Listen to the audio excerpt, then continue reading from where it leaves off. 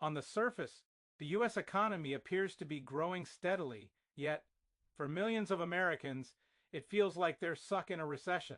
Skyrocketing grocery bills, stagnant wages, and job anxiety have left households scraping by. How do you reconcile these two things? The answer lies in artificial intelligence, a tech frenzy propping up the macro numbers while leaving everyday people behind.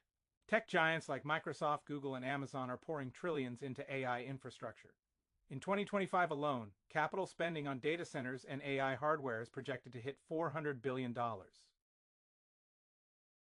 This isn't pocket change, it's fueling nearly all recent GDP gains.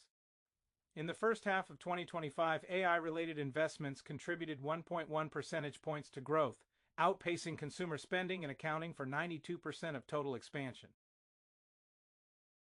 Without these data center builds, GDP growth would have been a measly 0.1%. Private funding in generative AI surged to $33.9 billion last year, an 18.7% jump, and it's accelerating. This investment wave, from semiconductors to server farms, is the invisible hand lifting stocks and trade, hiding the realities of a broader slowdown. This AI boost is causing what economists call a K-shaped recovery. That means it affects different parts of the economy differently. The K means that the two lines in a graph form a kind of K.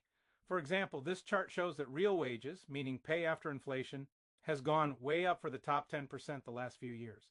That's the blue line. On the other end, the bottom half have their real wages go down. That's the red line. The yellow line is the other 40%. This K-shaped economy is why so many feel like they're in a recession. For them, it's true. Additionally, Donald Trump's tariffs are affecting you more the less money you have. The poorest 20% are spending nearly 3 times the percentage of their income on tariffs. As the top 20%, that's because the less money you have, the higher percentage of it you have to spend, and the more that is spent on essential goods. For example, the cost of food, an essential, has gone up at nearly 3 times the rate of entertainment, an option. The combination of lower wages and higher prices is devastating for many families who are already struggling. When you factor in the government shutdown, the loss of SNAP benefits, the threats to Medicaid and ACA supplements, all of these hit harder the poorer you are. But they don't affect the wealthy at all. That's why most Americans feel they're in a recession. They are, but that's also why rich Americans don't feel the impact. They're getting richer.